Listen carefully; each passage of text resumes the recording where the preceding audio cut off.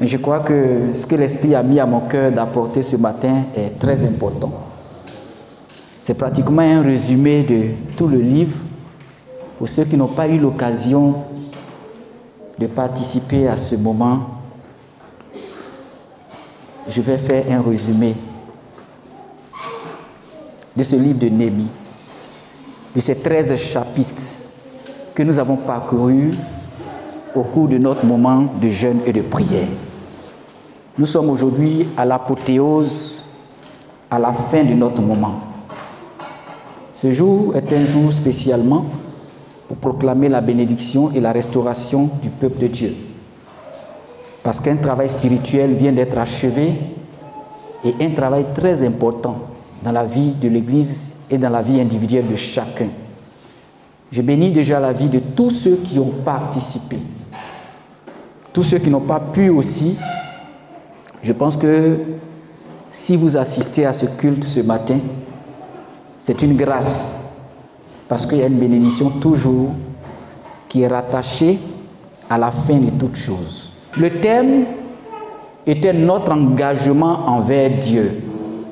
Notre engagement envers Dieu. Et c'est tout le livre de Néhémie qui a été l'objet de notre attention pendant tout ce programme Peuple de Dieu. C'était merveilleux, c'était glorieux, c'était admirable. Parce que le Saint-Esprit nous a révélé des choses importantes pour nous responsables et pour tout le peuple de Dieu également. Le plus souvent, on entend plusieurs contestations de nos jours. Beaucoup protestent, beaucoup contestent. Il y a certains qui se disent, mais ce dont l'Église a besoin, c'est d'un bon leader. D'autres même vont jusqu'à critiquer le gouvernement. Mais le gouvernement ne fait pas bien son travail. Et la jeunesse aujourd'hui est une jeunesse dépravée. D'autres vont jusqu'à dire également que le système éducatif se porte mal. On entend plusieurs contestations de nos jours. Les gens contestent, les gens contestent. Mais il ne faut pas se contenter seulement de contester. Il ne faut pas dans la vie se contenter de dire que tout va mal. Rien ne va du tout. D'autres sont en train même d'accuser soit le gouvernement, quelqu'un doit intervenir. C'est vrai, c'est bien beau de contester.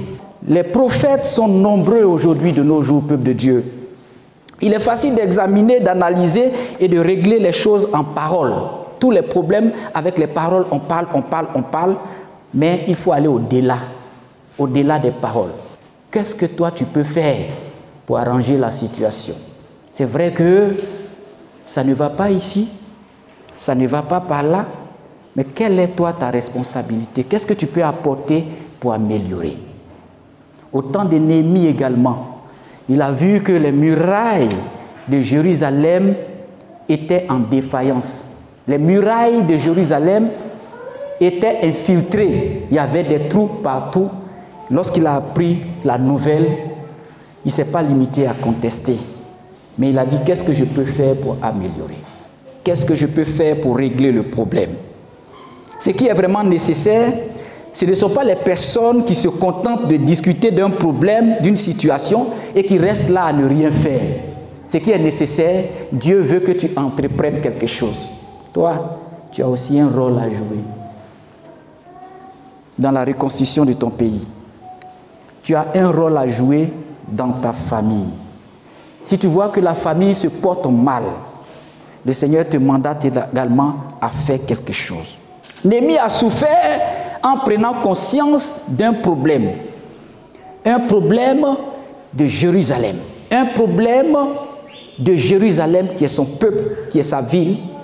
Il a vu que les murailles étaient en ruine. On lui a annoncé la nouvelle. Il a souffert de cela.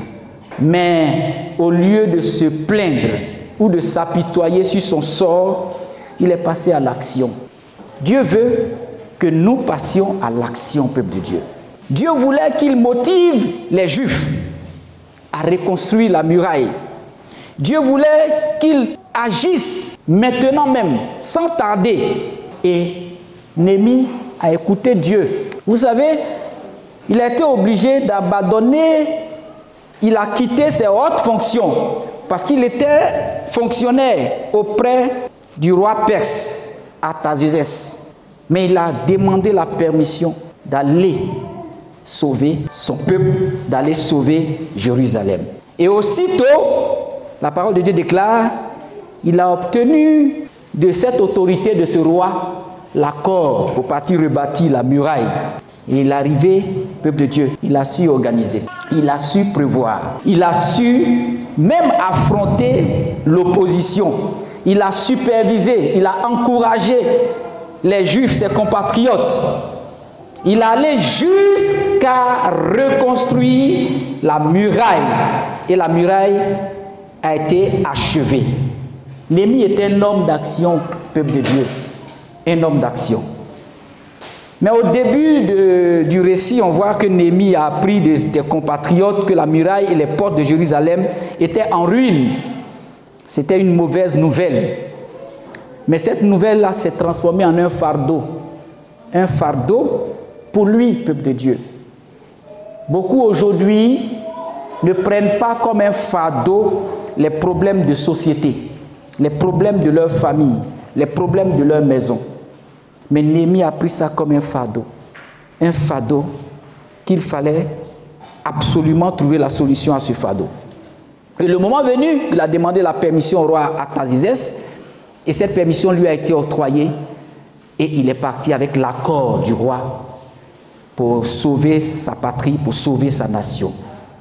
Il était même muni d'une lettre du roi, une autorisation qui a été écrite, qu'on appelle des lettres de créance royale. Et Néhémie s'est rendu à Jérusalem avec la lettre du roi. Et il a divisé ses compatriotes en petits groupes.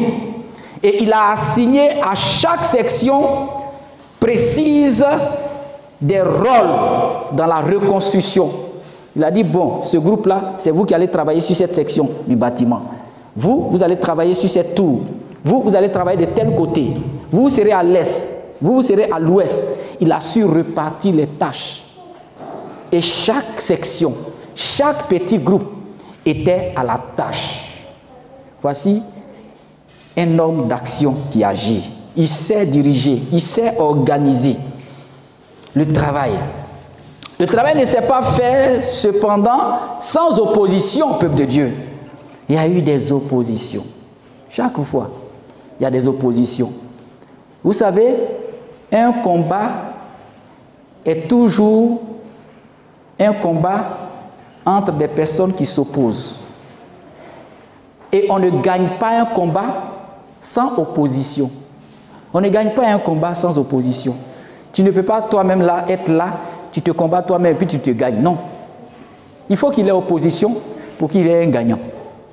Il faut qu'il y ait opposition pour qu'il y ait aussi un perdant. Tu veux gagner quelque chose et puis tu ne veux pas qu'il y ait opposition. C'est du jamais vu. Si tu as une mission à accomplir, il y aura des oppositions.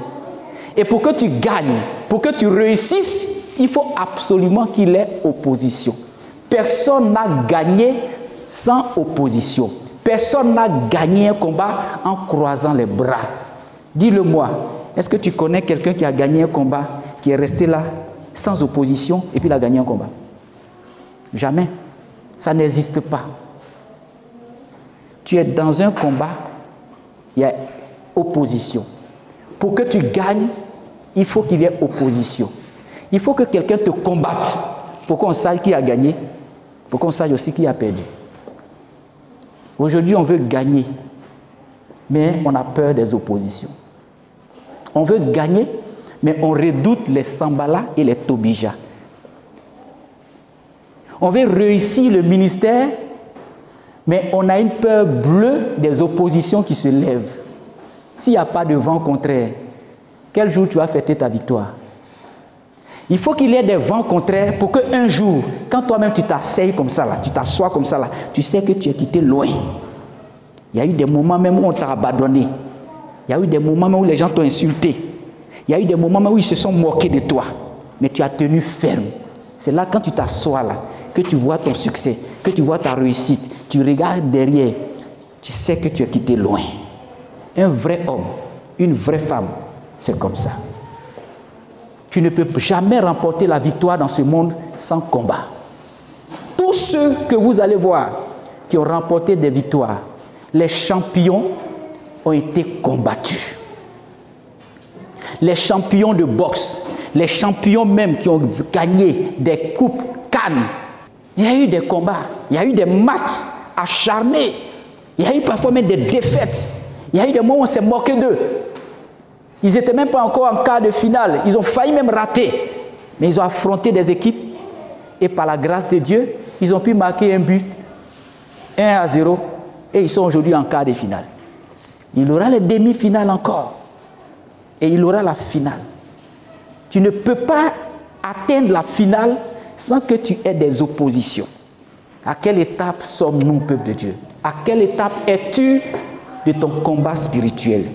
Néhémie, il a affronté des oppositions dans le travail, mais le travail ne s'est pas fait sans opposition, comme je le disais, peuple de Dieu. Il y a eu Sanballat, il y a eu Tobija et d'autres qui ont essayé même d'interrompre son travail, qui ont essayé d'arrêter la reconstruction de la muraille. Et vous savez, les méthodes qu'ils ont utilisées, ils ont utilisé des méthodes comme des insultes. Ils ont insulté Néhémie. Tu es bête. Tu penses que tu vas pouvoir, tu penses que tu vas réussir la reconstruction de la muraille. Ils se sont moqués de lui encore. Voici une arme le plus souvent que le diable utilise. Il y a des gens qui se moquent. Ils vont te voir aujourd'hui dans une situation où peut-être tu es dans une galère pas possible. Lui là même là, il dit il est chrétien et puis il est comme ça. Et il n'a rien, un minable comme ça. Le diable utilise également des armes comme les insultes, les moqueries et même des menaces. Des menaces. Regardez en plein FG21, j'ai été menacé par un serpent. Et ce n'est pas une menace physique là. J'ai vu la chose physiquement, mais c'est une menace spirituelle. Qui es-tu pour pouvoir nous détrôner? Qui es-tu? Nous, on va venir t'attaquer. On va te faire peur. Il y a des menaces. S'il ne t'a pas eu sur un champ, il va venir te menacer maintenant de façon frontale pour que physiquement tu le voies et pour que tu aies peur, pour que tu arrêtes. Je vous avoue ce jour-là. Mais après, j'ai reçu la force de l'esprit. Et le Seigneur m'a dit, continue ton combat.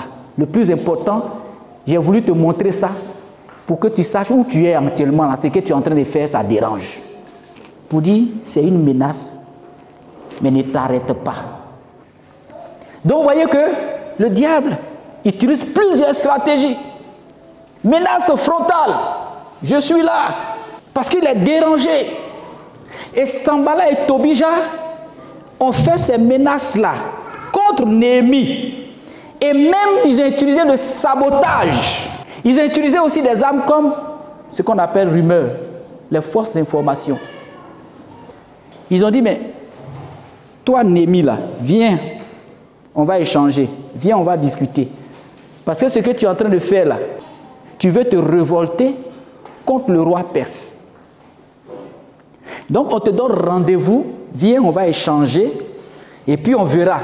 Si tu ne viens pas, on ira dire au roi perse que tu veux renverser son pouvoir.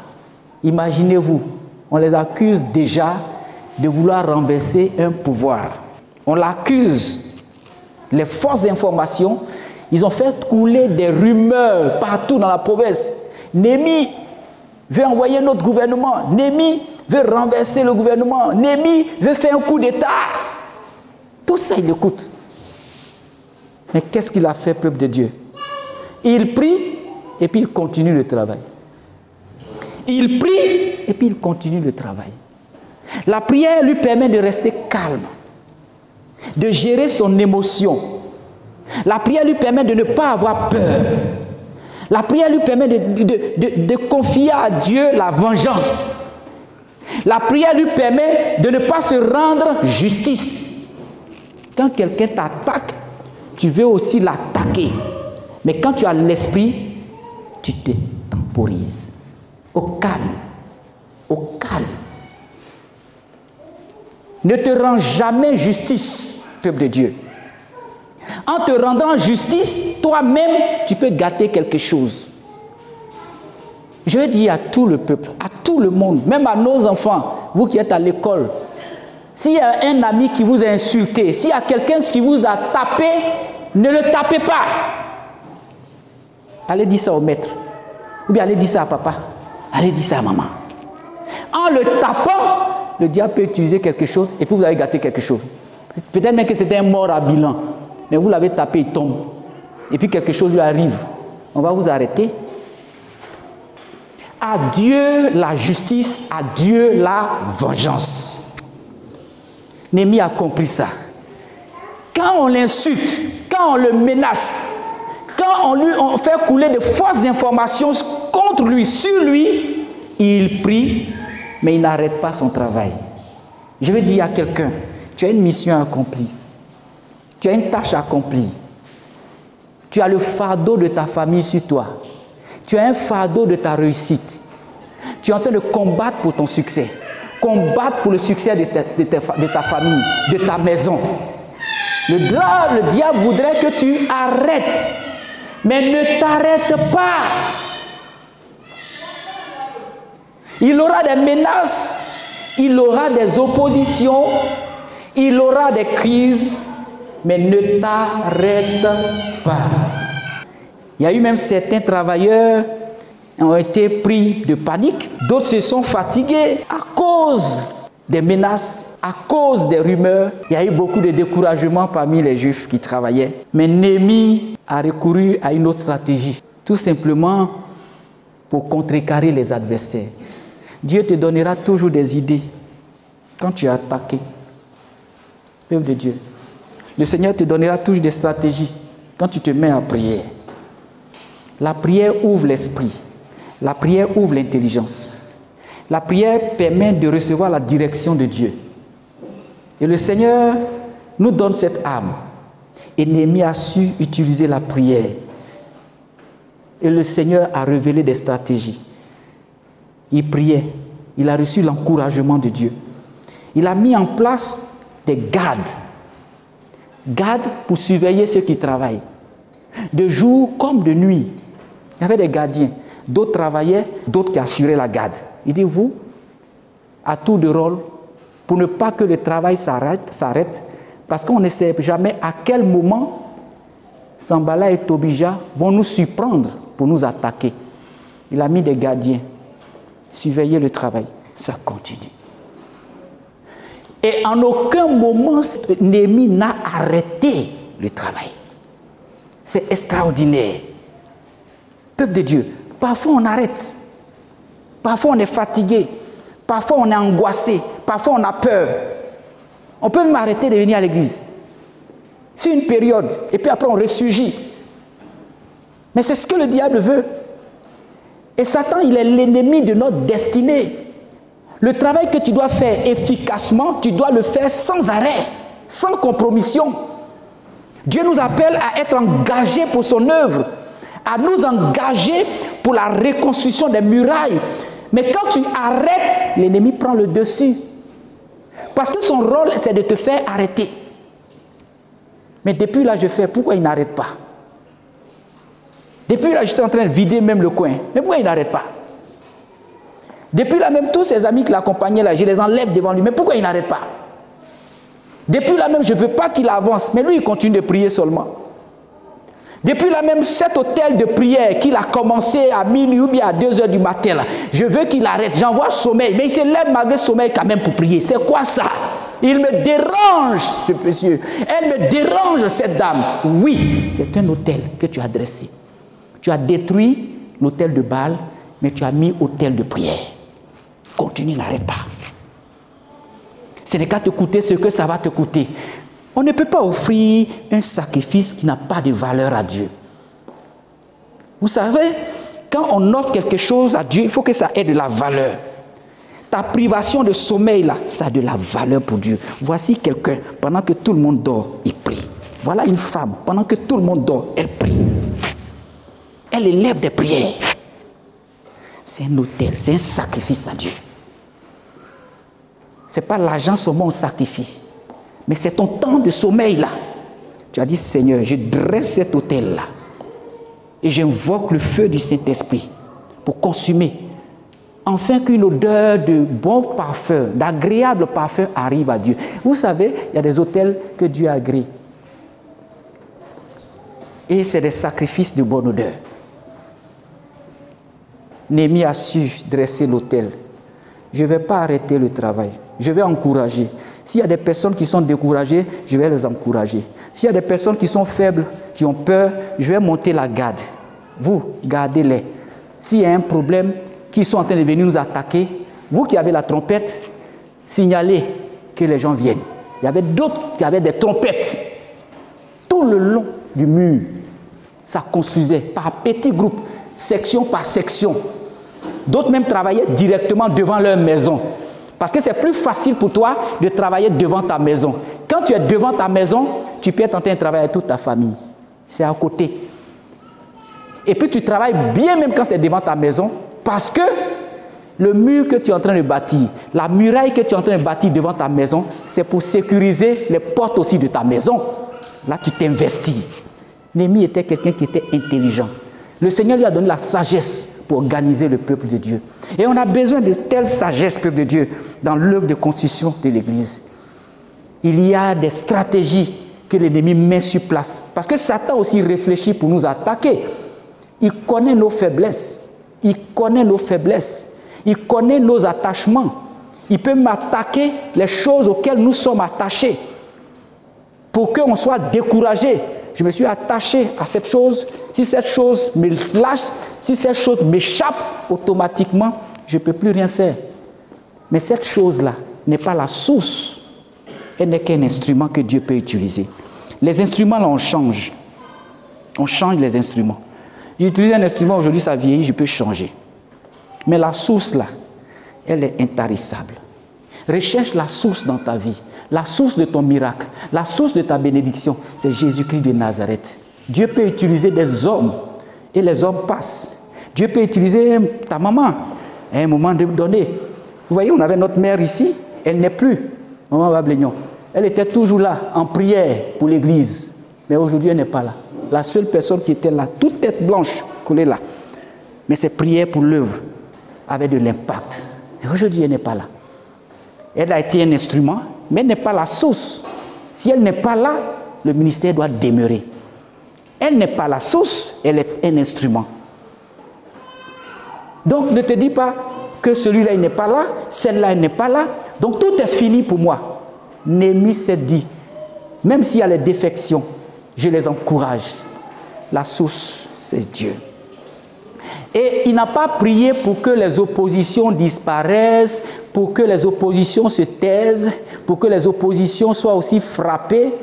Il disait dans sa prière, Seigneur, aide-moi à réussir ma mission. Aide-moi à réussir ce que tu as mis dans mon cœur de faire là. Je veux faire ça. Aide-moi. Il a confié à Dieu les oppositions. Il dit, je te confie leurs actes. Regardez une prière simple et extraordinaire. Ne prions pas pour que les oppositions disparaissent de notre vie. Parce que s'il n'y a pas opposant, comment on va célébrer notre victoire demain?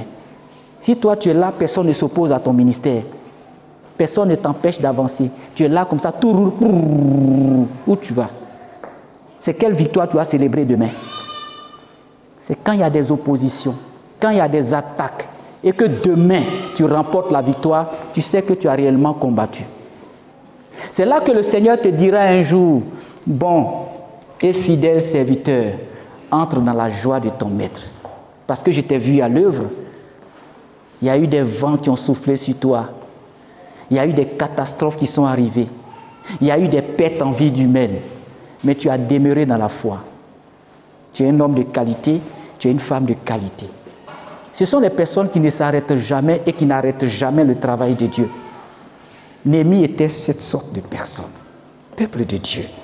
Dieu recherche des hommes capables d'avoir à cœur la réalisation de ce que Dieu a mis dans leur cœur et de dire, Seigneur, ça là tu as mis dans mon cœur, aide-moi à réussir.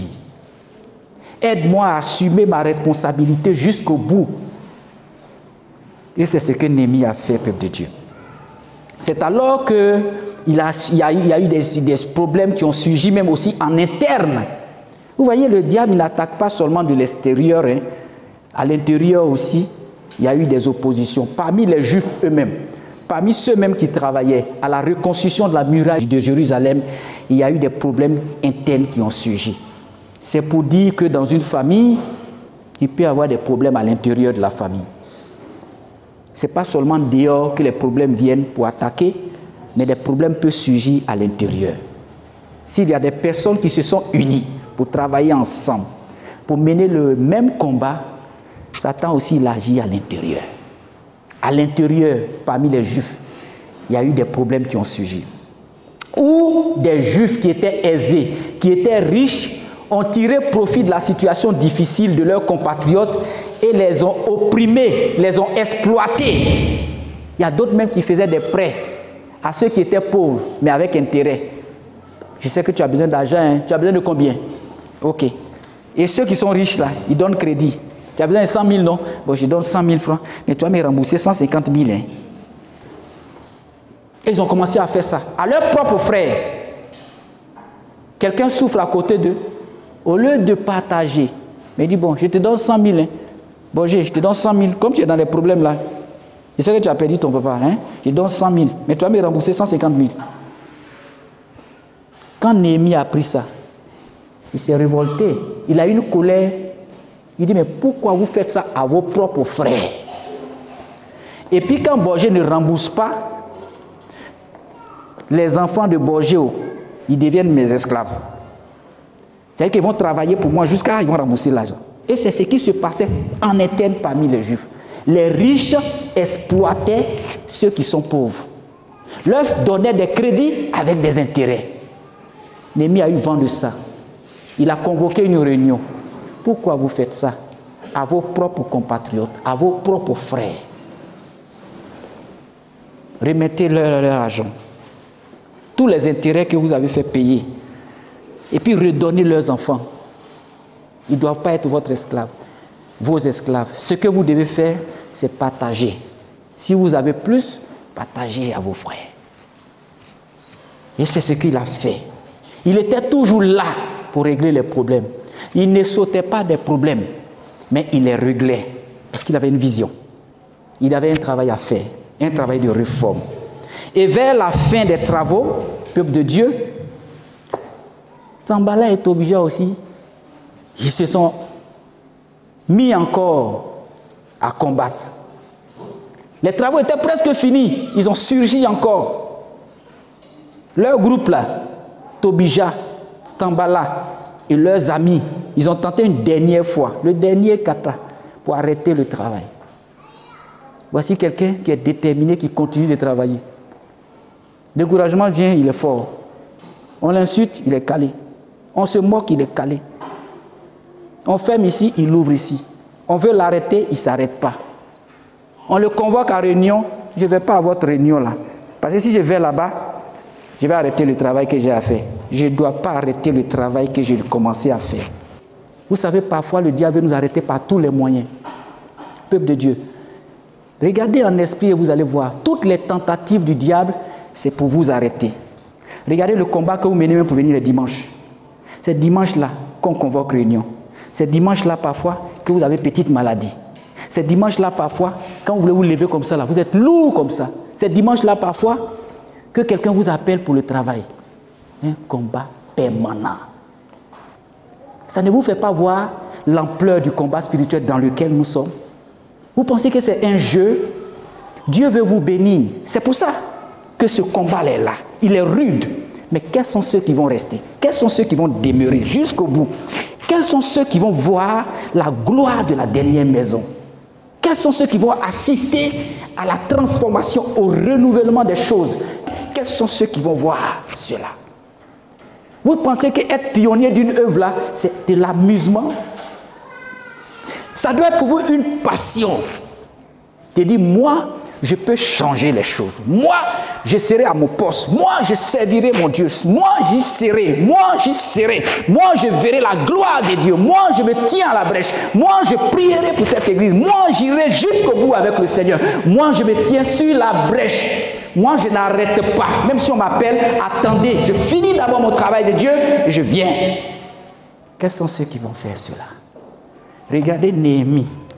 Et vous allez comprendre que c'est des enseignements bénéfiques pour nous, Église, pour nous qui sommes les bâtisseurs, pour nous qui sommes les concurrents pour le royaume. Tout le monde cherche l'éclat, tout le monde cherche. Vous savez, le Seigneur me disait une chose, Père, lors de ce moment. Il m'a révélé tellement des choses formidables. Il m'a dit une nuit, tu es la lumière du monde. Vous êtes le sel de la terre, vous êtes la lumière du monde. Et pendant qu'il me disait ça, je fais un songe. Et dans le songe, peuple de Dieu, le Seigneur envoie chez moi, à la maison ici à Bata, des techniciens de la CIE. Ils sont venus à une voiture, avec des piliers comme ça, ils sont venus avec des poteaux. Et vous savez ce qu'ils ont commencé à faire? Devant ma porte à la maison, là, dans le songe, ils ont commencé à mettre un poteau électrique. J'ai dit, mais qu'est-ce que vous êtes venu faire?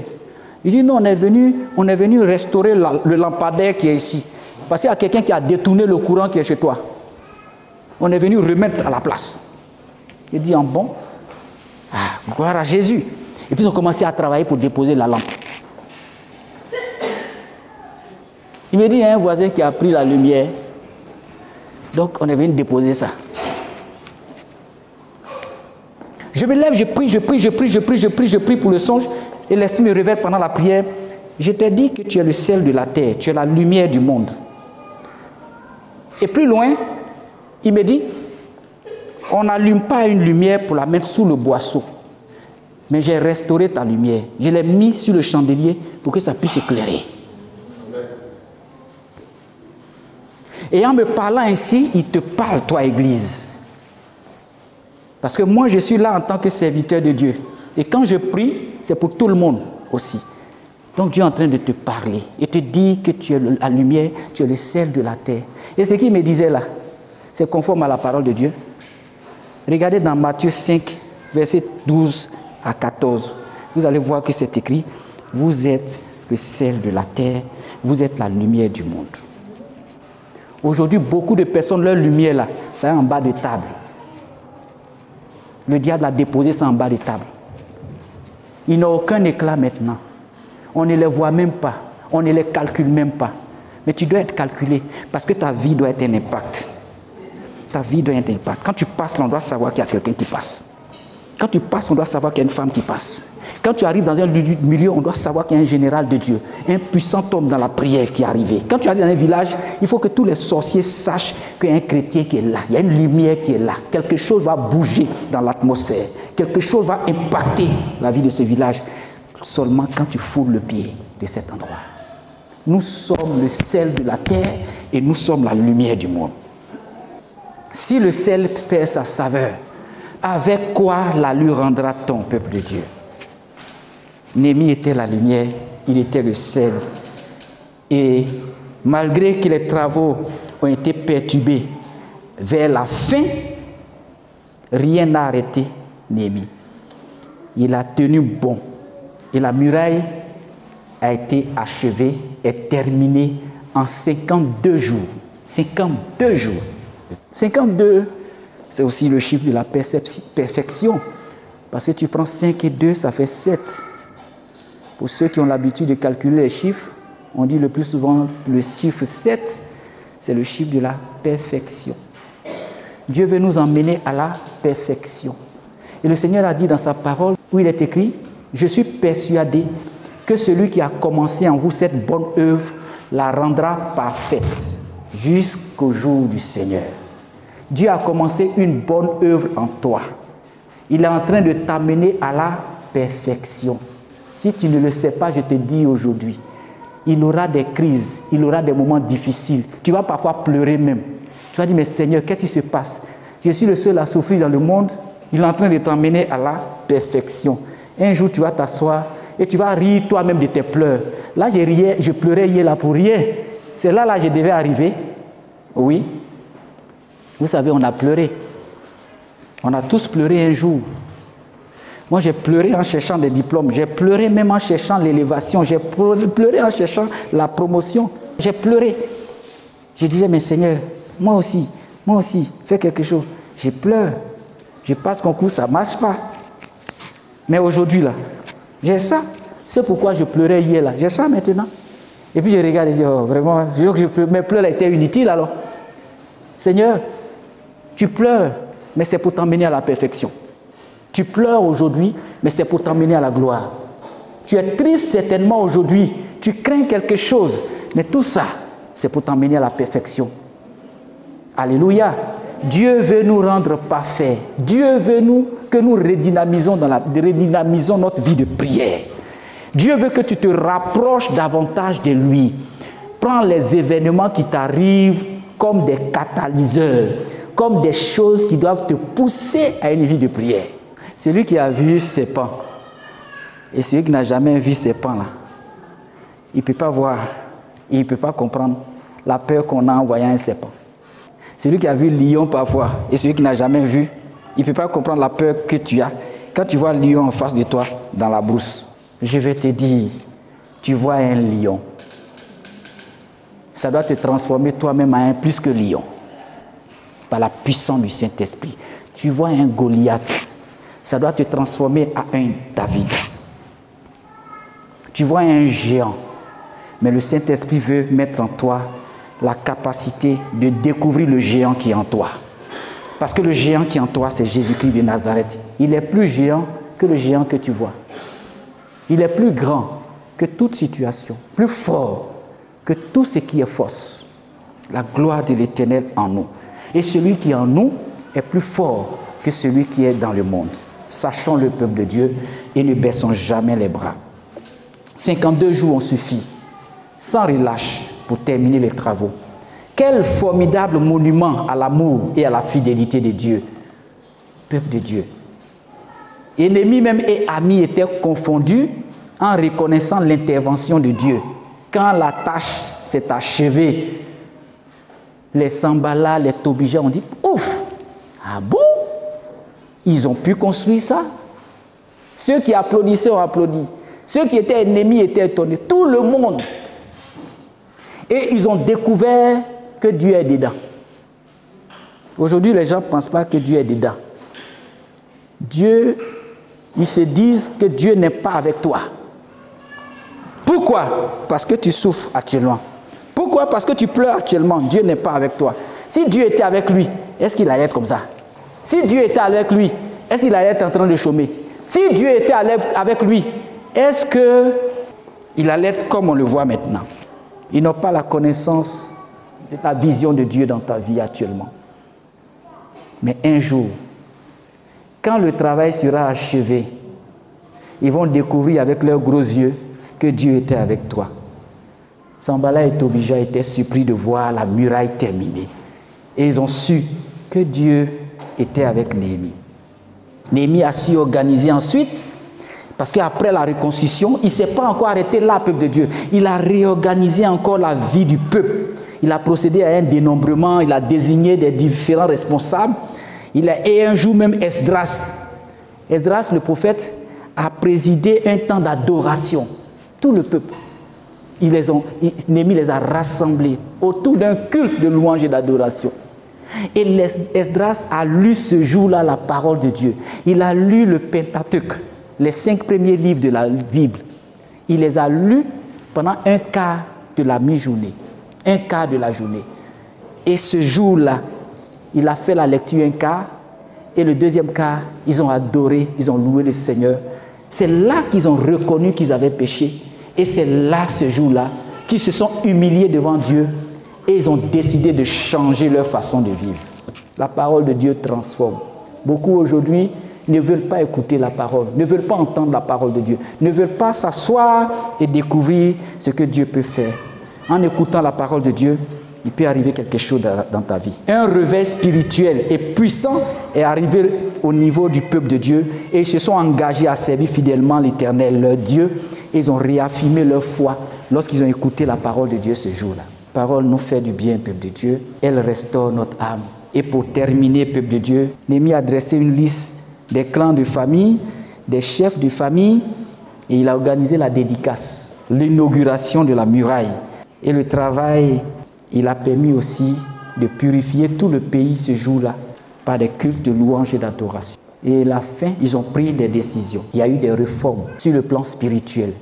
sur le plan de l'organisation du culte. Je ne vais pas citer toutes ces réformes, mais je vais citer peut-être quelques-unes au chapitre 10, où ils se sont engagés. C'est un pacte qui comporte 6 points plus tôt. Le peuple a promis de ne pas faire de mariage avec des non-juifs. Ça, c'est un premier engagement. Vous savez, les personnes avec lesquelles on s'allie sont très importantes également pour notre destinée. En ce temps, il y avait des juifs qui se sont mélangés à des non-juifs. Des personnes qui n'ont pas la même façon d'adorer le Seigneur. Des non-juifs, eux, ils adorent des idoles. Mais si tu te maries, tu t'allies avec quelqu'un qui n'est pas en Christ, qui n'adore pas Jésus, tu vas épouser, c'est Dieu, les faux dieux.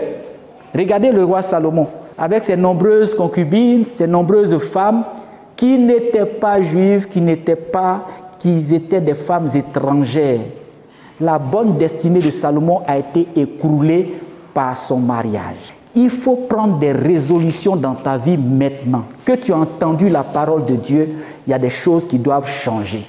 Tout ne viendra pas comme ça du ciel, mais le Seigneur te donne la vision.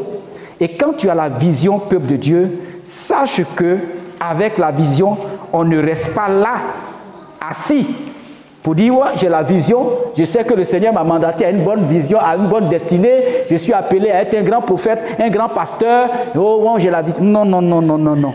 Néhémie a eu cette vision, il ne s'est pas arrêté à la vision, à ce qu'il voit, il s'est mis en prière. On commence toutes choses par la prière. Tu as la vision de ton mariage, commence à prier, et le Seigneur va t'orienter. Et la prière efficace de Néhémie s'est manifestée dans ses dires et dans ses actions, dans la construction de l'œuvre. Il a réussi le projet parce qu'il a reçu de Dieu la vision, mais la vision, il a prié et le Seigneur l'a orienté. Tout ce que tu vas voir comme vision, prie. Tu as un rêve aujourd'hui, un si merveilleux rêve. Toi qui ne travailles pas, tu es en train de travailler peut-être dans le rêve, il y a une bénédiction, une grâce qui t'est arrivée. Si tu te lèves matin et que tu ne pries pas, ça ne va pas arriver. Dieu t'a montré une partie de ta destinée, mais tu t'es levé, la vie continue. Quand vous avez des rêves parfois, que vous levez matin, ne dormez pas. Commencez à prier. Même si dans le rêve, même il y a un malheur qui est arrivé. Est-ce que vous savez que ce qui est arrivé dans le rêve là, quand vous allez commencer à prier, vous allez détruire le malheur. Dieu vous invite à la prière. Et donc, quand tu as la vision, il faut prier. Ne te dis pas que tout est accompli. Ne te réjouis pas et ne te couche pas sur tes lauriers. Néhémie n'a pas dormi. Il a prié et il est rentré en action. Toute sa vie, il était en train de travailler. Et 52 jours ont suffi. Il a atteint la perfection. Dieu peut restaurer une muraille en 52 jours. Et ce que Dieu a commencé, il ira jusqu'au terme. Il y a une saison pour démarrer, il y a une saison pour construire et il y a une saison pour terminer. La vie est faite de saisons. Ce que le Seigneur a commencé, il va achever. En lisant le livre Peuple de Dieu, il y a beaucoup de choses qu'on peut voir, mais je sais une chose, c'est que Dieu a démarré quelque chose dans la vie de son peuple. Et Dieu est sur le point d'achever ce qu'il a commencé. Donc plusieurs décisions ont été prises par la suite, non-mariage avec les non-juifs, ils ont aussi respecté le sabbat, tout ça c'est au verset 10, chapitre 10, ils ont pris la décision de respecter le sabbat. Chapitre 10, verset 32, c'est que le sabbat c'est un jour réservé pour Dieu. Donc regardez, parfois je lis ces choses, je dis mais tout est dans la Bible. Est-ce que tout ce que Dieu veut qu'on fasse là, pour rester dans nos bénédictions, ça est dans la Bible. Mais parfois, on fait fi de ça.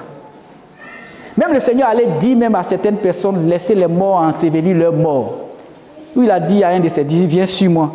Il dit, ah, j'ai mon parent qui est décédé là, hein. Attends un peu, je vais aller déjà l'enterrer. Jésus a dit, laisse les morts ensevelir leurs morts. Si tu entends ça, tu vas dire, mais Jésus là, qu'est-ce qu'il me dit là? Mon parent qui est mort là, ça ne lui fait pas mal. Est-ce que vous comprenez, peuple de Dieu? Ça nous arrive quelquefois.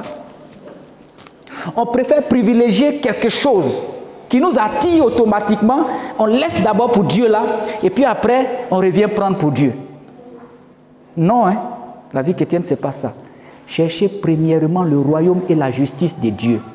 C'est ça là qui a fait que Néhémie, vous savez, à un moment donné, sa prière même à la fin, si vous voyez au chapitre 13, regardez comment il a terminé le livre. Au chapitre 13. Qui peut me lire le dernier verset? Chapitre 13. Lisez-moi. Lisez-moi ça. Diacre, lisez-moi ça. Écoutez, hein, regardez ce qu'il a dit au Seigneur. Il termine par la prière et regardez ce qu'il a dit. souviens-toi de moi pour mon bien, mon Dieu. Extraordinaire. C'est cette partie de sa prière à la fin là qui m'a touché. Il dit, souviens-toi de moi. Pourquoi? Pour mon bien. C'est comme s'il disait, Seigneur, souviens-toi pour tout le bien que j'ai fait pour toi. C'est un homme engagé qui peut dire ça. Lui, il s'est dit, Seigneur, souviens-toi pour tout ce que j'ai abandonné pour toi. Souviens-toi que tous les jours, j'étais là pour toi. Souviens-toi que j'ai consacré ma vie à toi. Parfois même là, j'ai laissé ma famille, mes parents. Pour toi, était d'abord prioritaire. Souviens-toi pour tout le bien. Et il y a un autre verset où il a expliqué, il a dit ça encore dans les chapitres. Alléluia. J'ai vu ça quelque part, peuple de Dieu. Et cette même prière qu'il a donnée à la fin, il l'a prononcée même au cours de tout le chapitre quelque part, peuple de Dieu. Chapitre, oui. 22b. Cela aussi. Oui. Souviens-toi en ma faveur. Oui. Oh mon Dieu, et fais-moi grâce dans ton immense bonté. Amen. Seul un engagé peut prier de la sorte. Est-ce que nous aujourd'hui on peut dire, Seigneur, souviens-toi pour tout le bien que j'ai fait pour toi dans ta maison. Souviens-toi pour toute ma fidélité. Souviens-toi pour tout le temps que je t'ai donné. Seul un engagé peut dire ça. Et Dieu est favorable à ces gens de prière. Prends le Seigneur au mot. Fais comme Néhémie. Un jour, tu diras, Seigneur, souviens-toi de moi, hein, parce que je ne t'ai pas abandonné. Hein.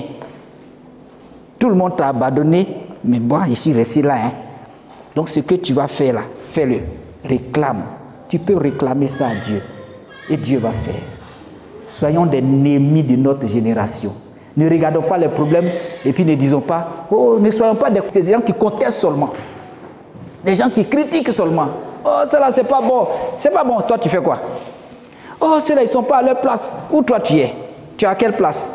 Oh, ceux-là, ils font mal le travail. Oh, le pays est comme ça. Oh, le gouvernement ne travaille pas. Oh, Alassane, même, qu'est-ce qu'il fait? Le président, là, il ne fait rien. Mais toi, tu fais quoi? Ne soyons pas des politiciens qui critiquent, mais qui ne font rien. Ils sont dans leur salon, ils ne font que critiquer, mais ils ne mènent aucune action. Nous, enfants de Dieu, par nos prières et par nos actions, on peut changer. On arrive dans une cité, c'est sale, qu'est-ce qu'on fait? Ici, là, c'est sale, les gens ne nettoient même pas la cité, mais tu peux te lever comme un Néhémie, commencer à nettoyer, faire une opération coup de balai. Qu'est-ce qui t'empêche de le faire? Tu pries et puis tu t'engages. Et le Seigneur va bénir ton action. Et ça va impacter. C'est ce que nous sommes. Nous sommes la lumière du monde. Et le Seigneur nous a mandatés pour faire avancer les choses. Que Dieu nous bénisse. Soyons des Néhémies de notre génération. Que la gloire de Dieu soit sur nous. À l'écoute de la parole de Dieu. Retrouvez-nous sur nos pages Twitter, Instagram et YouTube. Que Dieu vous bénisse.